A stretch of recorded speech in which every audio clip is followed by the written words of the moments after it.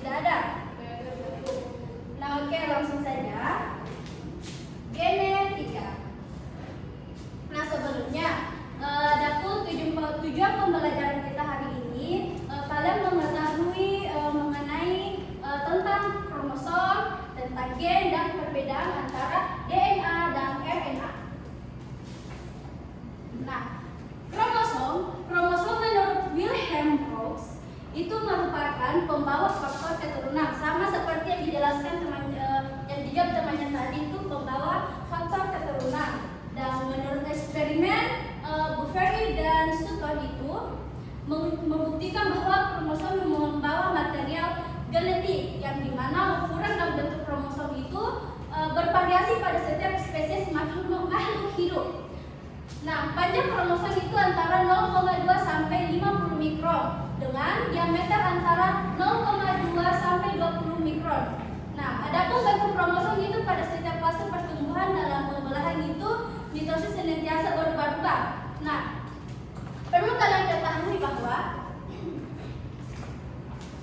ada 4 bentuk kromosom.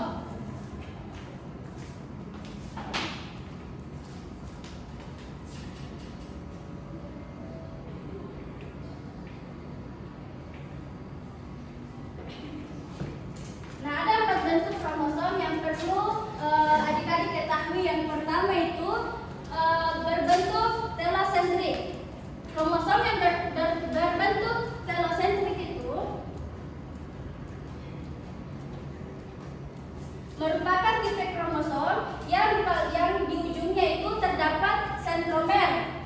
Kalian perhatikan bahwa yang di ujungnya itu terdapat sentromer dan hanya terdapat satu buah lengan. Berbeda dengan bentuk yang kedua, yaitu akrosentrik.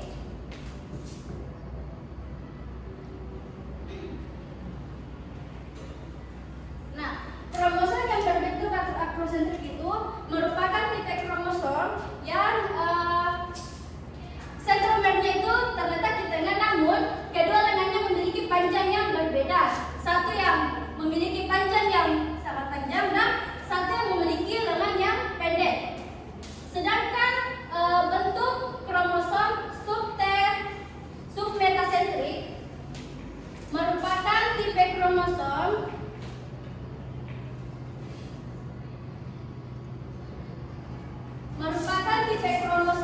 yang masing-masing memiliki lengan, namun lengannya itu memiliki panjang yang sama seperti yang kalian lihat. Perhatikan lengan yang sebelah atas pendek kan? Sedangkan lengan yang sebelah bawah memiliki lengan yang panjang. Nah, sedangkan bentuk metasentrik itu merupakan tipe kromosom yang memiliki bentuk lengan yang sama dan berhuruf P, di mana sentromernya itu berada di tengah-tengah. Nah, ini adalah perbedaan bentuk-bentuk kromosom. Kalau bentuk kromosom pertama itu tidak terdapat di dalam tubuh manusia, tetapi hanya terdapat di salah satu hewan, yaitu tikus rumah. Paham sampai sini? Paham, Bu. Nah, oke. Selanjutnya, dari tadi saya bilang mengenai sentromer.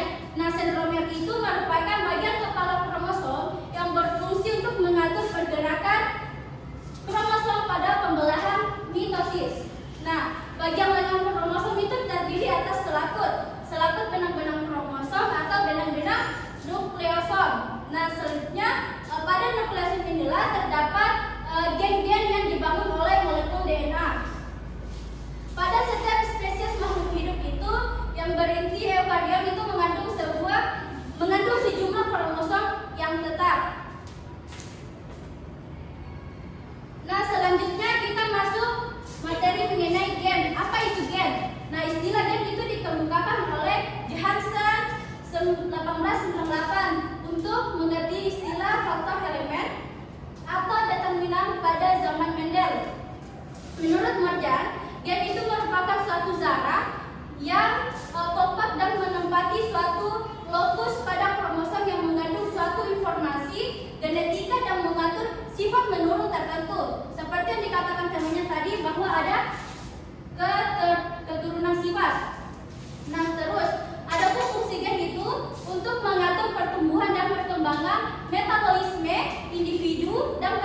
menyampaikan informasi genetik dari generasi ke generasi berikutnya. Coba perhatikan gambar di atas. Ini adalah struktur gen, yaitu terdapat intron, intron, dan exon yang berhubungan dengan kromosom.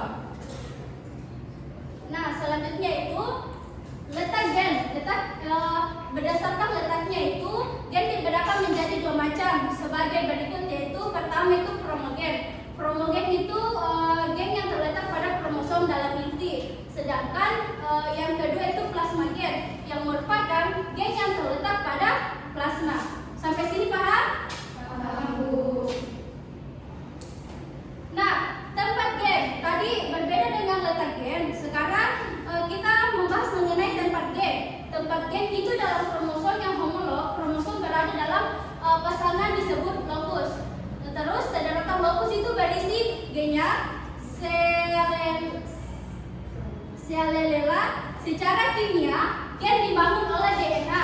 DNA itu dibentuk oleh 3 macam molekul, yaitu gula pentosa atau depribosa, asam fosfat, dan basa nitrogen.